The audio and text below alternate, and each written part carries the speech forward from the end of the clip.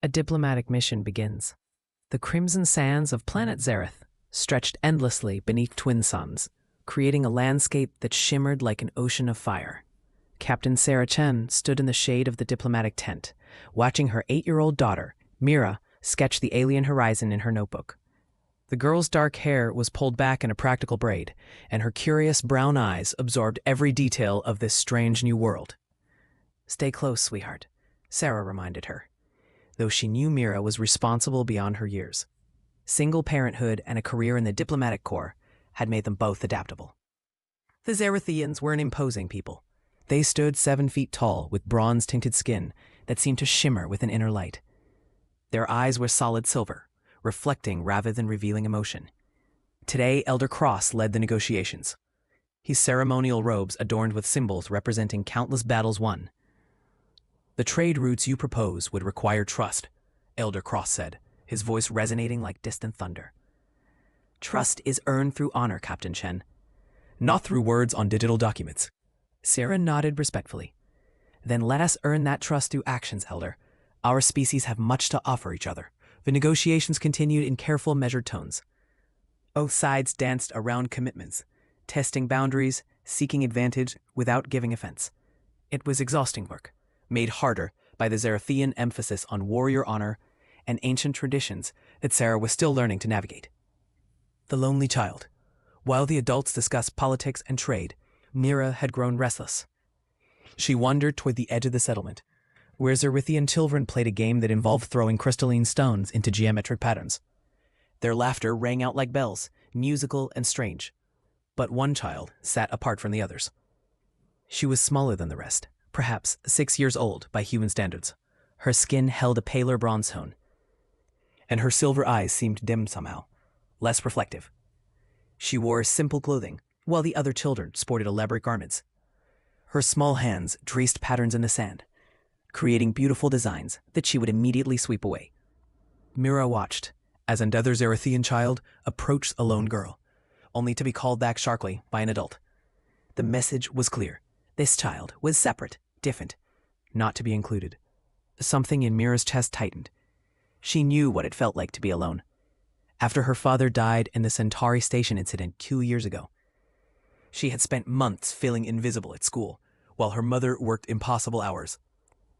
Other children had avoided her, unsure how to act around grief. She made a decision. An act of courage. Mira approached the settlement where the children played. Several Zarethian youngsters stopped their game to watch her. One of them, a boy with intricate markings on his arms, made a sharp gesture across his throat. Another pointed at the lone girl and shook his head vigorously. The warnings were clear. Stay away. Mira ignored them. She walked directly to the small girl and sat down on the sand beside her. "Hi," Mira said, hoping the translation device worked properly. "I'm Mira. What's your name?" The girl's silver eyes widened in shock. She looked around, as if expecting someone to intervene, to pull the human child away. When no one came, she whispered, "Zara." "That's a pretty name," Mira said with a warm smile. "Do you want to be friends?" Zara's expression cycled through disbelief, hope, and fear in rapid succession. "Other children, they do not speak to me. I am not full Zarathian. My mother was an off-worlder who died bringing me here. My father fell in battle when I was very small. I was very." The loneliness in her voice cut through Mira like a blade. Without thinking, she reached into her pocket and pulled out her most precious possession, a holographic locket that her father had given her before his last mission. When activated, it projected a miniature star map showing Earth, their home. "My dad gave me this before he died," Mira said softly. "When I feel lonely, I look at it and remember I'm not really alone. He's still with me, in here." She touched her heart. "I want you to have it." Zara stared at the locket as if Mira had offered her a star plucked from the sky. "But this is precious to you. I cannot." "Friends share precious things," Mira insisted, pressing the locket into Zara's hand. "Besides, now you'll have to keep it safe from me. That means we have to stay friends, right?" For the first time, Zara smiled. It transformed her entire face, making her silver eyes shine like polished mirrors. "Yes," she breathed. "Friends." The two girls began to play together, drawing elaborate patterns in the crystalline sand. Zara taught Mira the symbols of Zarathian storytelling, while Mira showed her Earth games like hopscotch and tic-tac-toe. Their laughter mingled in the alien air, a sound of pure joy that transcended species. The gathering storm. Unknown to the children, their interaction had drawn intense attention. Elder Cross had stopped mid-sentence in his negotiations with Captain Chen, his silver eyes fixed on the scene. The other Zarathian dignitaries murmured among themselves in their melodic language, their tone suggesting alarm. Captain Chen, Elder Cross said carefully, "Your daughter has approached the outcast child." Sarah's protective instincts flared immediately. "Outcast? Is my daughter in danger?" "No," the elder replied, though his expression suggested something more complicated than simple safety. "But she has done something unprecedented. The child, Zara, is daughter to our war chief Korin's son, who died honorably in battle against the Keldrith raiders. Her mother was an off-worlder who perished giving birth. According to our traditions, a child of mixed blood cannot be fully accepted unless someone of pure Zarathian lineage vouches for their worth." "That's a child you're talking about," Sarah said, her voice tight with controlled anger. "She's innocent of whatever prejudices." "You misunderstand," Elder Cross interrupted gently. "I do not defend this tradition. Many of us find it troubling. But it is ancient law. What your daughter have done, showing kindness to one all others have rejected, this carries great significance in our culture." Sarah watched Mira and Zara playing together, her daughter's face bright with happiness. "What kind of significance?" "The kind that changes worlds, Captain. The kind that bring warriors." As if summoning them with his words, a Zarathian scout rushed into the tent, speaking rapidly in their native tongue. Elder Cross's expression shifted from concern to something Sarah couldn't quite read. "What is it?" she demanded. "Messengers have been sent to the northern reaches," the elder said slowly. "War Chief Torin will have received word by now of what has transpired. He comes with his honor guard." "How many warriors?" "All of them, Captain. By ancient tradition, when one shows true honor to the dishonored, the response must be equally overwhelming. War Chief Torin commands 500 of our finest warriors." Sarah felt ice in her veins. 500? When will they arrive? Elder Cross walked to the tent entrance and pointed to the horizon where the crimson sands met the darkening sky. In the distance, drums had begun to beat, a rhythmic thunder that echoed across the wasteland. By dawn, Captain, they marched through the night. The long night. Sarah immediately activated her emergency protocols. Lieutenant Morrison and the security team went on high alert. Defensive positions were established around their camp, though Sarah knew that 20 human soldiers would stand little chance against 500 Zarathian warriors if violence erupted. She brought Mira back to their quarters, the girl clutching her sketchbook and asking excited questions about her new friend. "Mom, Zara is amazing. She knows stories about constellations we've never even cataloged, and she can draw with both hands at the same time. And Mira," Sarah interrupted gently, kneeling to her daughter's level, "I need you to listen carefully. You did a kind thing today, making friends with Zara. But kindness sometimes has complicated consequences." Mira's expression grew serious, showing the maturity that grief had forced upon her too early. "The warriors are coming because of me, aren't they?" "We don't know their intentions yet," Sarah said honestly, "but I need you to stay in the camp tomorrow. Stay close to Lieutenant Morrison. Can you do that for me?" "I didn't mean to cause trouble," Mira whispered. Sarah pulled her daughter into a fierce hug. "You didn't cause trouble, sweetheart. You saw someone who needed a friend, and you were brave enough to be that friend. That's never wrong. Whatever happens tomorrow, I'm proud of you." Through the thin walls of their shelter, the drums continued their relentless rhythm, growing louder as the night deepened. Sarah stood watch at the window, her hand resting on her sidearm, watching the horizon. Just before dawn, the drums stopped. The sudden silence was somehow more ominous than the noise had been. Sarah stepped outside to find Elder Cross already waiting, dressed in full ceremonial armor for the first time since their arrival. In the growing light, she could see them. 500 warriors in perfect formation, their armor catching the first rays of the twin suns like a field of bronze stars.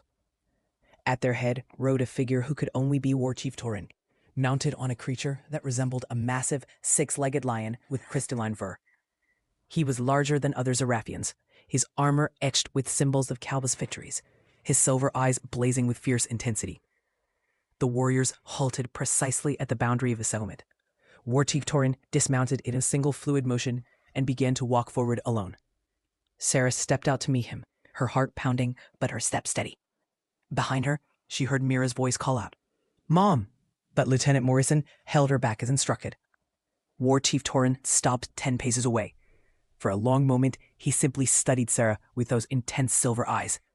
Then, slowly and deliberately, he removed his helmet and knelt in the crimson sand.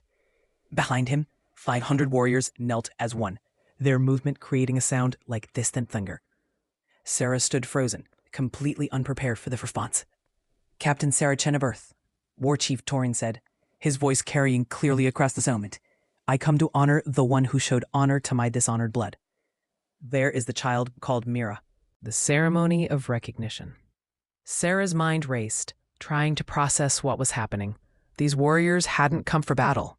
They had come for her daughter. "Mira," she called, her voice steady despite her racing heart. "Come here, please." Lieutenant Morrison released the girl, who walked forward with remarkable composure for an 8-year-old. She stopped beside her mother, looking up at the massive Zarathian war chief with curiosity rather than fear. War Chief Torin's fierce expression softened as he looked at the small human child. "You are Mira? The one who gave friendship to my granddaughter?"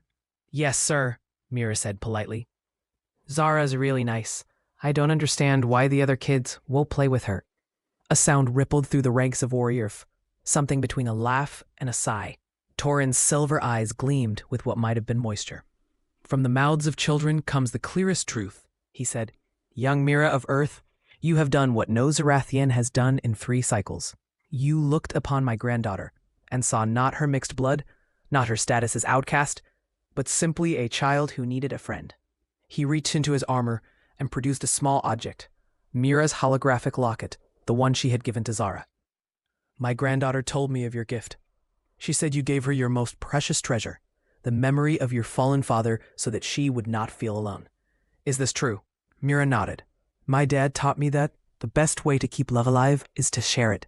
Zara needed it more than me right now." Torin closed his eyes briefly, and when he opened them, Sarah saw profound emotion there. "Your father taught you great wisdom. Among my people, we have a saying, 'True honor sees worth in all beings.' It is easy to speak these words. It is far harder to live them." He stood, towering over Mira, and raised his voice so all could hear. 3 cycles ago, my only son died fighting the Kaldrith Raiders. His mate, an off-worlder he loved with his entire soul, died bringing his daughter into this world. I was consumed by grief and allowed tradition to override my heart. I let my granddaughter be cast aside because she reminded me of all I had lost." The assembled warriors remained silent, but Sarah could feel the weight of this confession. An ancient prophecy speaks of the outsider who sees with clear eyes, who will remind the warriors of their true purpose. Torin continued, "I never believed it would be a child, a human child at that. But Mira Chen has shown me what I failed to see, that my granddaughter deserves the same honor I would give to any warrior's child." He knelt again, this time directly in front of Mira. "Young one, I ask your permission to return this locket to you and offer you something in exchange." "You don't have to give me anything," Mira said. "I wanted Zara to have it. Nevertheless, honor demands an exchange." From another compartment in his armor, he produced a pendant of crystalline metal in the shape of a flame. "This is the mark of the clear-eyed, given only to those who see truth when others are blinded. It marks you as a friend to all Zarathians, now and forever. Will you accept it?" Mira looked up at her mother, who nodded with tears in her eyes. "Yes, sir. Thank you." Torin placed the pendant around Mira's neck, then did something that made the assembled warriors gasp. He touched his forehead to hers, a gesture Sarah had learned was reserved for family. "And now," he said, standing and turning to the settlement, "bring forth my granddaughter." From one of the dwellings, Zara emerged, led by an elderly Zarathian woman. The child looked terrified and hopeful in equal measure. When she saw Mira, her face lit up. War Chief Torin opened his arms. "Zara, daughter of my son, I have been blind. Will you forgive this old warrior his foolishness?" Zara hesitated only a moment before running into her grandfather's embrace. The war chief held her tightly, his massive frame shaking with suppressed emotion. "You are my blood," he said fiercely. Never again will anyone question your place among us. Anyone who dishonors you dishonors me." The assembled warriors struck their spears against their shields 3 times, a rhythmic crash that signified formal acceptance. Elder Cross stepped forward, his expression showing both relief and vindication. "War Chief Torin, the settlement of Cross welcomes you and acknowledges the child Zara as full Zarathian, with all rights and honors." Torin nodded. "Elder Cross, perhaps it is time our peoples remembered that we were once one tribe, before pride and tradition divided us. This human child has shown us the path back to unity." Building bridges. The ceremony transformed into a celebration. The warriors, no longer needed for their original purpose, became guests. They set up camp alongside the settlement, and for the first time in generations, northern and southern Zarathians shared food and stories. Sarah found herself sitting with War Chief Torin in a diplomatic tent, no longer as nervous adversaries, but as leaders seeking common ground. "Your daughter is remarkable," Torin said, accepting a cup of the aromatic Zarathian beverage that Sarah had learned to enjoy. "She has the soul of a warrior, though she carries no blade." "She has her father's courage," Sarah replied, allowing herself a sad smile. "Commander David Chen died protecting civilians during an evacuation. He always said that true strength was protecting those who couldn't protect themselves. A warrior's philosophy." Torin observed, "You have also lost much." "Yes, but loss teaches us what matters. Mira needed purpose after David died. Helping others gives her that. I try to honor his memory by raising her with his values." Torin studied her with new appreciation. "You carry your grief with honor, Captain Chen. Among my people, we believe that those who survive great loss either break or become stronger. You have chosen strength for yourself and your daughter." "Some days it's a choice I have to make over and over," Sarah admitted. "But I have Mira. She gives me a reason to keep choosing." "I understand this well," Torin said quietly. "When my son died, I had Zara. But instead of seeing her as a reason to be strong, I saw her as a reminder of pain. I dishonored his memory by abandoning his child. Your daughter showed me the truth I was too proud to see." They sat in companionable silence for a moment, 2 parents who had walked similar paths of grief. "Captain Chen," Torin said finally, "Elder Cross mentioned that you were here to negotiate trade and alliance. I am War Chief of the Northern Reaches. I command half of Zarat's military forces. If you can earn the trust of a stubborn old warrior, perhaps we can discuss more than simple trade." Sarah's diplomatic instincts stirred. "What did you have in mind?" "The shadow threat." Torin's expression grew grave. "The Kaldrith raiders grow bolder. They strike at outlying settlements, taking resources and slaves. My son died fighting them. Elder Cross's brother was taken by them 2 cycles ago. They exploit our divisions, attacking one region while the other fails to respond quickly enough." "You're saying the northern and southern Zarathians don't coordinate defense?" "Our pride has been our weakness," Torin admitted. "Old grievances kept us separate. But the raiders care nothing for our traditions. They see only targets." Sarah leaned forward, her strategic mind engaging. "Humanity has experience with coordinating multi-regional defense. We could help establish communication protocols, share tactical training, maybe even provide early warning systems." "In exchange for what?" "Alliance," Sarah said simply. "The raiders threaten human colonies too. They're opportunistic predators. But if they knew that striking Zarath meant facing combined human and Zarathian forces," Torin's silver eyes gleamed, "they would seek easier prey elsewhere." "Exactly." The war chief stood and began to pace, his movements reminiscent of his 6-legged mount. This would require northern and southern Zarathians to work together closely, to trust each other again. "Is that possible?" Sarah asked. Torin glanced out of the tent to where Mira and Zara played together, the 2 girls laughing as they taught each other games from their different worlds. Around them, Zarathian children from both north and south had begun to join in, traditional barriers crumbling in the face of innocent play. A human child bridged a gap that defeated warriors and elders, Torin said. "Perhaps we have been thinking about unity in the wrong way. Perhaps it begins not with grand gestures, but with small acts of courage. Like offering a friend a treasured possession," Sarah murmured. "Like a mother traveling to unknown worlds to build peace," Torin countered, turning to look at her. "You risk much, bringing your daughter to alien planets. Most would leave their children in safety. Most don't have Mira, Sarah replied with a fond smile. She's not just my daughter. She's my partner in this work. She reminds me why it matters. Something shifted in Torin's expression, a warmth that went beyond professional respect. You honor your mate's memory well, Captain Chen, and you raise a child who will change worlds. Sarah felt heat rise to her cheeks at the intensity of his gaze. I do my best. Perhaps, Torin said carefully, as we forge this alliance between our peoples, we might also forge understanding between us.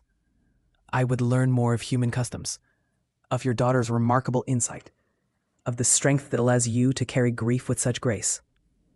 It took Sarah a moment to realize he was expressing personal interest, not just political. The realization sent an unexpected flutter through her chest. I would like that, she said, meeting his silver eyes. Very much. A new dawn. 3 days later, the settlement hosted a formal ceremony establishing the Alliance of Core Eyes, named in honor of Mira's pendant. Representatives from northern and southern Zarathian territories stood together, with human delegates present as witnesses and partners. Elder Cross and War Chief Torin signed the agreement using traditional blood ink, their ancient script flowing across the treaty document alongside human text. Let it be known, Torin proclaimed, that from this day forward, Zarak stands united against all who would threaten our people, and we stand as brothers and sisters to humanity, who sent a child to teach us wisdom we had forgotten. Sarah signed on behalf of the United Earth Diplomatic Corps, her hand steady. She had already transmitted a request for extended posting on Zareth, citing the need to oversee Alliance implementation. The Corps had approved immediately, recognizing the historic nature of the agreement. But Sarah knew her real reason had as much to do with the war chief whose silver eyes followed her with growing warmth, as with diplomatic necessity. After the ceremony, Mira approached her mother, Zara holding her hand. Mom, Zara's grandfather asked if we could stay on Zareth for a while. Can we? Please? Sarah knelt to her daughter's level. How would you feel about staying for a year or two? I've been assigned to help make sure the Alliance works smoothly. Mira's face lit up like a supernova. Really? That's amazing. Did you hear that, Zara? We'll have so much time to explore and learn everything. Zara's silver eyes shone with joy. My grandfather says Mira has honorary status in the Northern Reaches. She can learn warrior training if she wishes. Warrior training? Sarah raised an eyebrow. Just the basics, Captain Chen, Torin said, approaching with that slight smile she was learning to recognize. Strategy, honor, discipline. Skills useful for a diplomat's daughter. Unless you object. As long as it's age appropriate, Sarah replied, trying not to notice how her pulse quickened when he stood close. I would never endanger one who is preface, Torin said. And though he spoke of Mira, his eyes held Sarah's. As the celebration continued around them, Mira and Zara ran off to join other children in a game that mixed human and Zarathian rules into something entirely new. Sarah watched them go, marveling at how much could change in just a few days. Your daughter has given us a great gift, Torin said quietly. She has given Zara a future I thought she could never have. She has given our people a chance to heal old wounds. She has given me, he paused, the courage to hope again. Hope for what? Sarah asked softly. Torin's hand brushed against hers, his bronze skin warm. For unity, for peace, for new connections that honor the past while building toward the future. His fingers intertwined with hers, for possibilities I had thought lost when my son died. Sarah squeezed his hand, feeling the calluses of a warrior mashed against her own scars from years of service. Two people who had lost much, found in an unlikely place, brought together by a child's simple act of kindness. I think, she said, watching the twin suns begin their descent toward the crimson horizon, that we're just beginning to discover what's possible. In the distance, Mira's laughter rang out, joined by Zare's musical voice and the excited sounds of children from two worlds learning to play together. The sound carried across the settlement like a promise, like hope made audible. War Chief Torin raised their joined hands and touched them to his heart in a gesture Sarah was learning meant trust and affection. Then let us discover it together, Sarah Chen of Earth. As the celebration continued under Zarath's twin sons, the Alliance of Clear Eyes began its first day not with grand battles or political maneuvering, but with children's laughter, shared meals, and two leaders finding unexpected connection in the wake of loss. And somewhere in the northern reaches, the Kaldrith raiders were about to discover that Zarath was no longer divided, that humanity stood with their new allies, that 500 warriors were just the beginning of what would rise to defend the innocent, all because one 8-year-old girl had looked at a lonely child and offered her a locket containing the stars.